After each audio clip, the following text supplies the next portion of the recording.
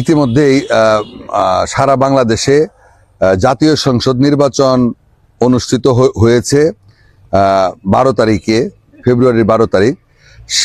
শেরপুর 3 আসনটিও 12 তারিখে হওয়ার কথা ছিল, কিন্তু অত্যন্ত দুঃখের বিষয় যে আমাদের প্রতিদ্বন্দ্বী প্রার্থী জামাতে ইসলামের প্রার্থী শেরপুর 3-এর নুরুজ্জামান বাদল সাহেব, ওনার অকাল মৃত্যুতে অসুস্থজনিত অবস্থায় মৃত্যুবরণ করার কারণে নির্বাচনটি স্থগিত হয়, যার ফলে নির্বাচনের আমেজ এবং যে উৎসব মুখর পরিবেশ ছিল সেটা সম্পূর্ণরূপে বিপর্যস্ত হয়ে যায়।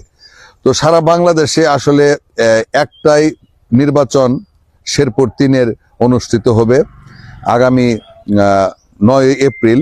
ইতিমধ্যেই তফসির নতুনভাবে আবার তফসির দিয়েছে নির্বাচন কমিশন। তো এই নির্বাচনকে আবার উৎসব মুখর করতে হইলে জনগণকে, ভোটারদেরকে ভোট কেন্দ্রে নির্বাচন সারা বাংলাদেশের 300 আসনের মধ্যেই নির্বাচনটি অনুষ্ঠিত হয়েছে 12 তারিখ।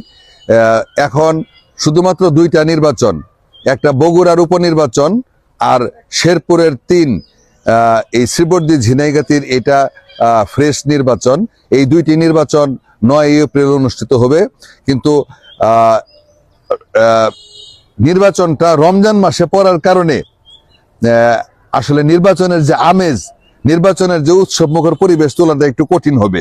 কারণ 15 তারিখে প্রতীক বরাদ্দ হবে, ঈদ হয়তো বা 20 বা 21 তারিখে হবে, যে কারণে নির্বাচনের প্রচার প্রপাগান্ডা কিন্তু শুরু হইতেছে ঈদের 3-4 দিন 5 দিন আগে থেকে।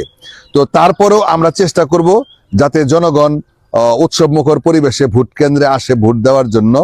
তো যাই হোক, আমরা যেটা মনে করি যে বিএনপি যেহেতু সরকার গঠন করছে, আমাদের আজকের বাংলাদেশ জাতীয়তাবাদী দলের চেয়ারম্যান জনাব তারেক রহমান সাহেব বাংলাদেশের প্রধানমন্ত্রীর দায়িত্ব নিয়েছেন এবং উনি নির্বাচনের আগে ওনার যে সমস্ত প্রতিশ্রুতি দিয়েছিলেন, বিশেষ করে ফ্যামিলি কার্ড, ফার্মার্স কার্ড এবং ইমাম মুয়াজ্জেমদের যে ভাতা উৎসব, এই সমস্ত কার্যক্রম ইতিমধ্যেই শুরু করেছেন এবং এই রমজানের ঈদের আগেই বিভিন্ন উপজেলায় এই বরাদ্দ দেওয়া শুরু হবে।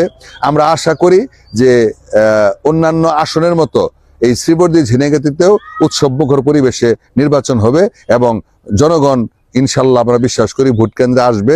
9 এপ্রিল আবার তারা ভোট দিয়ে ইনশাল্লাহ আমাদের বাংলাদেশ জাতীয়তাবাদী দলের পক্ষের মনোনীত প্রার্থী হিসাবে, ধানের প্রতীকের প্রার্থী হিসাবে আমাকে তারা বিপুল ভোটে জয়লাভ করবে।